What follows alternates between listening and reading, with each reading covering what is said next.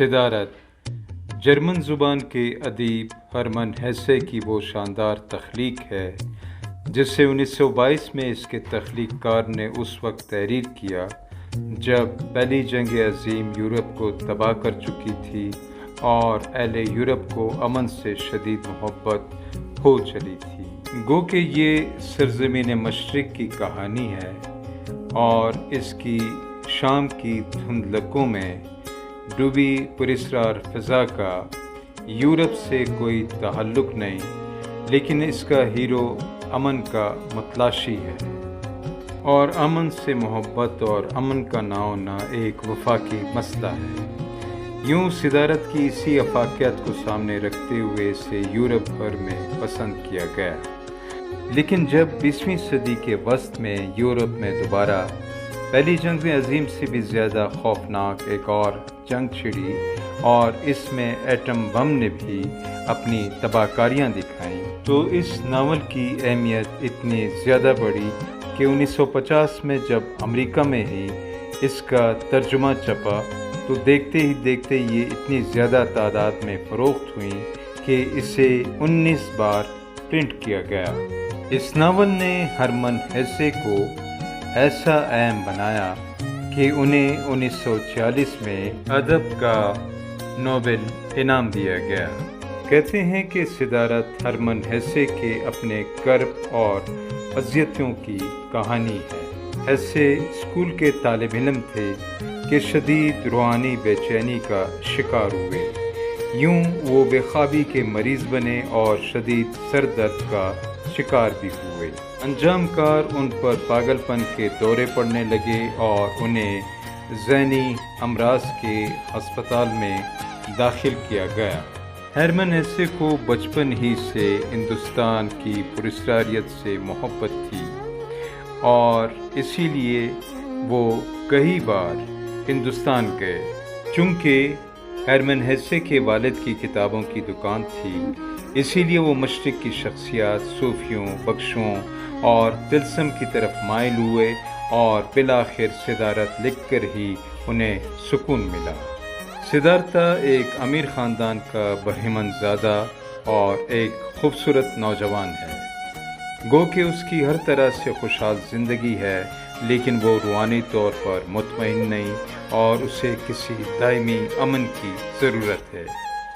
اسی لیے وہ اپنے بچپن کے ساتھی گووندا کے ساتھ امن کی تلاش میں نکلتا ہے اور سادھوؤں کا روح اپناتا ہے۔ یوں اس سفر میں اسے 3 سال کا عرصہ گزرتا ہے، لیکن پھر بھی اسے سچ نہیں ملتا۔ ایک دن وہ دونوں ایک بزرگ گوتم کے بارے میں سنتے ہیں، یوں دونوں کو اس سے ملنے کا اشتیاق ہو جاتا ہے اور وہ اس سے ملنے ساواتی پہنچ جاتے ہیں۔ یہاں ایک باغ میں انہیں گوتم ملتا ہے اور وہ دونوں اس کا وعظ سنتے ہیں۔ اس وعظ کا نتیجہ یہ ہوتا ہے کہ گووندا گوتم سے متاثر ہو کر اس کے شاگردوں میں شامل ہو جاتا ہے، لیکن صدارت کو گوتم سے اختلاف ہوتا ہے۔ وہ کہتا ہے کہ سچ، شانتی، دانائی یا نروان علم یا مذہبی تعلیمات سے نہیں ملتا، بلکہ یہ تلاش، ذاتی جدوجہد اور ڈھونڈنے ہی سے حاصل ہوتا ہے۔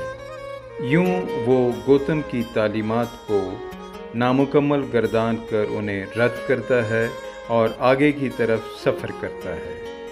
اب وہ دریا پار کرتا ہے جہاں اس کی ایک کشتی بان وسو دیوا سے دوستی ہو جاتی ہے۔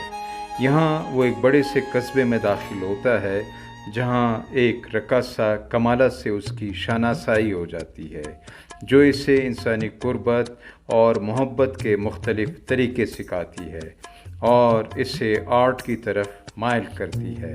زندگی کے اس دور میں صدارت اپنی روحانی مشن کو بھول جاتا ہے اور وہ دولت کمانے اور دوسری عیاشیوں کی لت میں پڑ جاتا ہے، لیکن وہ دل ہی دل میں اپنی اس گناہ آلود زندگی سے مطمئن نہیں ہوتا، اور ایک رات جب وہ خواب دیکھتا ہے تو اسے شدت سے احساس ہوتا ہے کہ وہ اپنے گناہوں میں اضافہ کر رہا ہے۔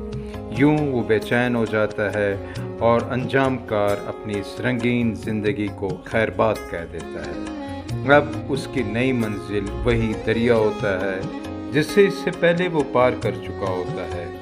وہ جب دریا کے قریب آتا ہے تو اسے اس کے پانیوں میں موجود سکون اور اس میں پوشیدہ دانائی سے محبت ہو جاتی ہے۔ اب وہ کشتی بان وسو دیوا سے کہتا ہے کہ وہ اس کا شاگرد بننا چاہتا ہے اور وہ اسے دریا کے موجوں کی زبان سکھائے۔ یوں صدارت کشتی بانی کا پیشہ اپنا لیتا ہے۔ یہاں اسے پتہ چلتا ہے کہ گوتم کی زندگی کا آخری وقت آن پہنچا ہے اور بہت سارے لوگ اس کا آخری دیدار کرنے جا رہے ہیں۔ انہی لوگوں میں ایک کمالا بھی ہوتی ہے جس کے ساتھ اس کا بیٹا بھی ہوتا ہے، جس کا باپ دراصل صدارت ہی ہوتا ہے، لیکن سفر کے دوران کمالا سام کے ڈسنے سے مر جاتی ہے۔ اب صدارت کا بیٹا اس کے ساتھ رہتا ہے جس سے وہ دل کی گہرائیوں سے چاہتا ہے، لیکن کمال کی یہ بات ہوتی ہے کہ بیٹا باپ سے متنفر ہوتا ہے۔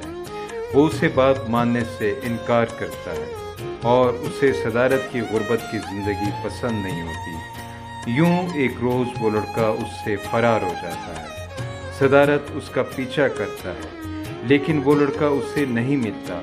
یوں بیٹے کی جدائی پر وہ دکھی رہتا ہے اور روتا ہے، جبکہ وسو دیوا اسے ان دنیائی معاملات میں ملوث ہونے سے منع کرتا ہے۔ اسی حالت میں ایک روز صدارت کو دریا سے عجیب سی آوازیں سنائی دیتی ہیں اور وہ وہاں اپنے باپ کے حیولے کو دیکھتا ہے۔ اب وہ دریا سے پہلے رونے، پھر ہنسنے اور تب اوم کی آوازیں سنتا ہے۔ ان آوازوں کو سن کر اس کی عجیب سی کیفیت ہو جاتی ہے، جس پر وسو دیوا اسے خوشخبری سناتا ہے کہ اسے نروان مل گیا ہے۔ تب جب گووندا اس سے ملتا ہے تو اسے بھی اس کے ماتھے سے روشنی گونجتی ہوئی نظر آتی ہے اور وہ بھی اس کے چہرے پر نور کے شاندار آثار دیکھتا ہے۔ صدارت کی کہانی دراصل ایک غیر مطمئن شخص کی کہانی ہے جس کو بالآخر نروان مل جاتا ہے۔ اس ناول کی ایک اور خاص خوبی اس کے دریا کا علامتی پن بھی ہے، جس میں ایک ردم موجود ہے اور وہ دوسری اشیاء کو بھی ردمک بنا سکتا ہے۔ یا ہم یوں بھی کہہ سکتے ہیں کہ دریا دراصل سچ ہے اور اس کا بہاؤ دراصل زندگی ہے، وہ زندگی جو امن، سکون، ٹھہراؤ اور خوشی کا پیغام دیتی ہے۔